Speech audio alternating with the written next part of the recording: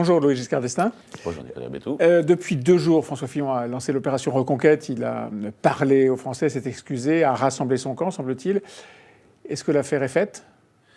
En tout cas, ce qui est important, c'est qu'aujourd'hui, si les choses se décantent comme elles peuvent le faire à partir de maintenant, elles se feront sur la base de programmes, sur la base de ce qui est l'essentiel dans une campagne présidentielle, c'est-à-dire de sortir de toute une série d'attaques personnelles ou d'effets collatéraux. Vous pensez que le sujet qui était au cœur des révélations du canard enchaîné, il est évacué, il est terminé, et il va en permanence revenir dans la campagne, vous ne croyez pas ? Oui, je pense qu'il sera sous-jacent, mais que, comme pour d'autres candidats, il y aura d'autres éléments qui peuvent venir perturber leur campagne, mais que fondamentalement, ce qui est maintenant devant nous, et on peut le souhaiter pour, je dirais, la compréhension des enjeux d'une élection présidentielle, c'est avant tout d'aller vers les sujets de fond, vers les choix stratégiques pour le pays. Il vous a convaincu ?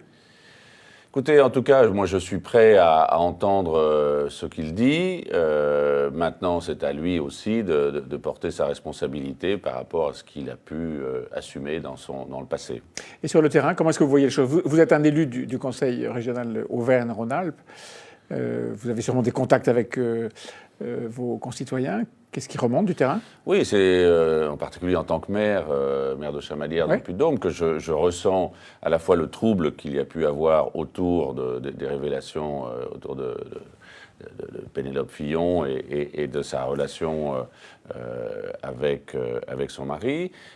Mais plus fondamentalement, ce qui aujourd'hui ressort, c'est la volonté qu'ont les Français de comprendre les enjeux de cette élection présidentielle et d'essayer d'aller de l'avant et de ne pas se laisser entraîner, y compris sur d'autres candidatures, sur des problèmes personnels ou sur des attaques individuelles. Vous pensez que s'il est élu, il pourra gérer librement, je veux dire sans avoir en permanence le poids de ces révélations qui pèseront sur ses décisions ? La suite de la campagne présidentielle va permettre, souhaitons-le, d'en venir à ce type de situation. Et à ce moment-là, c'est le résultat de l'élection présidentielle qui comptera. Alors en face de lui, il y a Marine Le Pen, bien sûr, et puis un personnage qui monte, et monte sans fin dans les sondages, il s'appelle Emmanuel Macron, qui n'a pour l'instant pas de programme. Est-ce qu'il est pour cela redoutable pour François Fillon ? Est-ce que, face au programme considéré comme dur au début de la campagne par un certain nombre de Français, celui de François Fillon, le fait qu'il n'y ait pas de campagne est un atout pour lui ? Alors, évidemment, ça serait un atout s'il n'était démasqué à un moment donné. Le principe d'une campagne présidentielle, c'est qu'à un moment donné, on doit mettre les cartes sur table. Alors, on demande à François Fillon de le faire sur le plan personnel ou sur le plan d'un certain nombre d'aspects de sa vie politique antérieure. Et donc, vous allez démasquer Emmanuel Macron ? Oui, il faut à la fois montrer que c'est un personnage qui est à la fois un illusionniste qui cherche à faire disparaître le bilan de François Hollande, auquel il est très associé, et en même temps, c'est une sorte de prêcheur évangélique dans lequel tout le monde peut se reconnaître dans son discours, dans son attitude. Je dirais qu'aux États-Unis, ça fait des succès de salle, un peu comme ce que fait Emmanuel Macron avec ses tournées. Le public est d'ailleurs un public interrogatif qui vient écouter quelqu'un dont on a du mal à comprendre exactement le positionnement politique. Et souhaitons que dans les prochaines semaines, il apparaisse clairement comme étant l'héritier de François Hollande. Il en a été le ministre de l'économie et des finances, le conseiller à l'économie. Mais il en est parti. Et donc il essaye de repousser le bilan. Oui, c'est pour ça que je dis que c'est un illusionniste. C'est-à-dire que c'est un prestidigitateur qui cherche à faire passer sous le tapis le bilan de François Hollande, dont il est tout à fait comptable. Et en même temps, où se situe-t-il ? Sur les 35 heures, sur la fiscalité du patrimoine, sur la façon de relancer l'économie. Si on voit que les recettes qui ont été utilisées sous François Hollande ont augmenté de plus de 600 000 le nombre de chômeurs dans notre pays. Il séduit beaucoup une partie du centre. Vous êtes vice-président de l'UDI, le centre.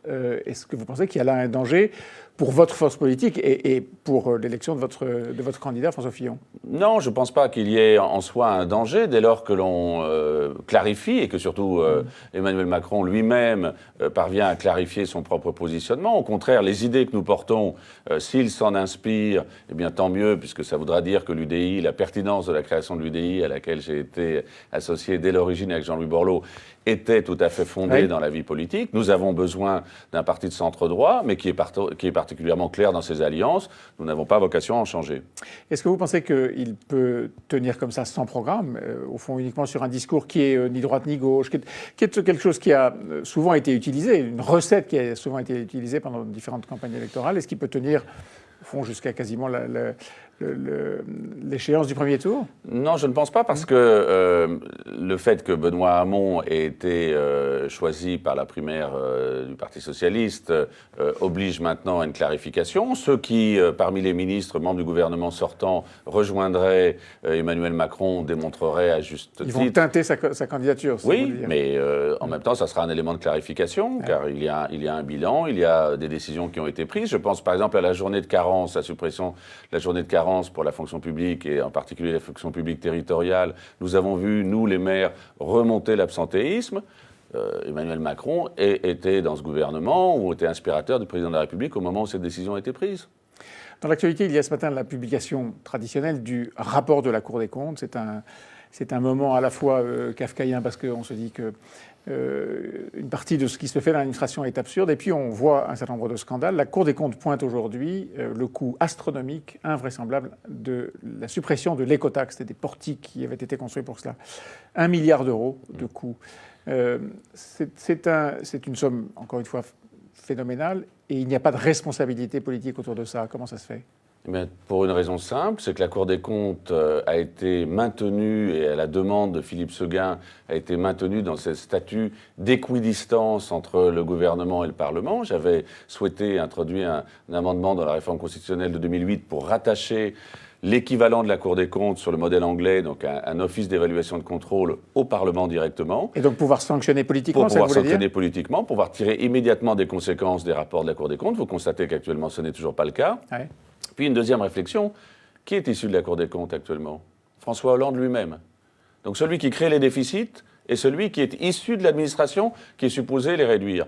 Donc il y a un moment où il va falloir trouver une forme de cohérence, parce que là, le pire des conflits d'intérêts serait le fait, ou est le fait, que celui qui a creusé les déficits est celui qui est chargé de les réduire. Trouver une cohérence, ça veut dire engager des sanctions contre l'homme ou la femme politique qui est responsable de gâchis de cette ampleur-là, c'est ça ? Oui, mais pas seulement.